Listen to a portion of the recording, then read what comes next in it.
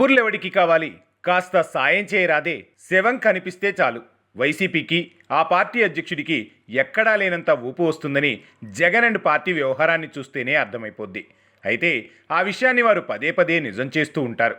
సరిగ్గా గమనిస్తే తిరుమలలో తొక్కిసలాట జరిగినప్పుడు బాధితులపై ప్రేమ చూపించడం మానేసి అత్యుత్సాహంతో చేసిన రాజకీయమే కనిపించింది. ఇక ఆ తర్వాత గోవులు చనిపోకపోయినా చనిపోయాయని చెప్పి చేసిన రచ్చను, దాని చుట్టూ వారు చేసిన నీచ రాజకీయాన్ని, అదీకాక తమ హయాంలో చనిపోయిన గోవుల ఫోటోలను మార్ఫింగ్ చేసి చంద్రబాబు పాలనలో గోవులు చావులు అంటూ నీచ రాజకీయం చేశారు. ఇక ఇప్పుడు సింహాచలం ఘటన జరిగింది. దుర్ఘటన నిజంగా బాధాకరమైన విషయమే. దానికి ఎవరినీ నిందించలేం, అలా అని చూస్తూ ఊరుకోలేం. అసలు అక్కడ ఏం జరిగింది అన్నది ప్రభుత్వం విచారణ చేపట్టింది.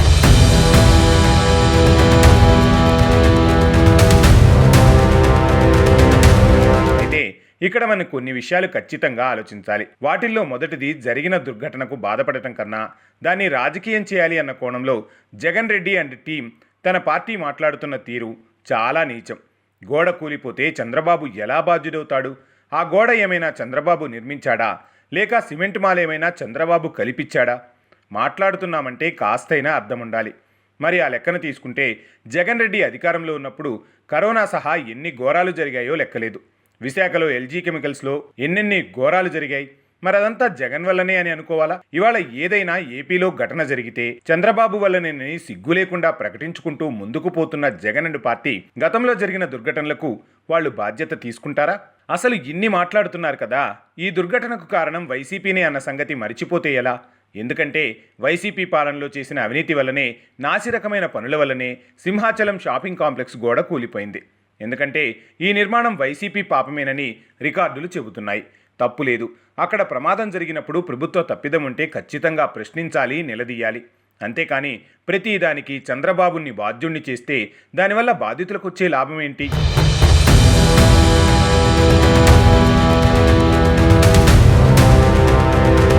అసలు వైకాపా పార్టీ అధినేత, పులివెందుల ఎమ్మెల్యే వైఎస్ జగన్ని ఆయన మాట్లాడే తీరును చూస్తున్నప్పుడల్లా స్పైడర్ సినిమాలో విలన్ పాత్ర గుర్తుకు వస్తూ ఉంటుంది. ఎందుకంటే శవాల రోదనలు ఎంతో సంతోషంగా వింటూ ఉంటాడు ఆ విలన్. అదీకాక చావులు ఆగిపోతే తానే రంగంలోకి దిగి మరీ చంపడం మొదలు పెడతాడు. వైకాపా అధినేత జగన్ తీరు కూడా యాజ్ ఇట్ ఈస్గా అలానే అనిపిస్తుంది. ఆయన ఏంటో, ఆ రాజకీయం ఏంటో ఇప్పటికీ అర్థం కాదు. సింహాచలంలో జరిగిన ఘటన మీద హుటాహుటిన వచ్చేసి ప్రెస్ మీట్ పెట్టేసి ఏదేదో మాట్లాడేస్తున్నాడు.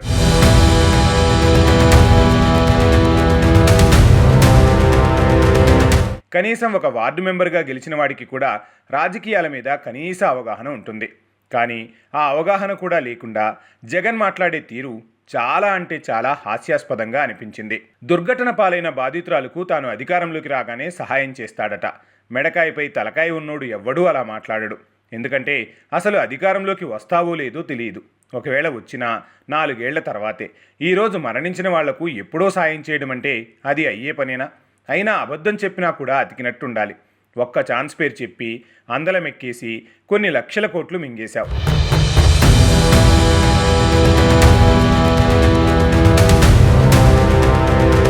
కనీసం అందులో నుంచి కొంత డబ్బును బాధితులకిచ్చి అండగా నిలబడితే రేపు వాళ్ళు నీపై అభిమానాన్ని చూపించి నిన్ను జీవితాంతం గుర్తు చేసుకుంటారుగా.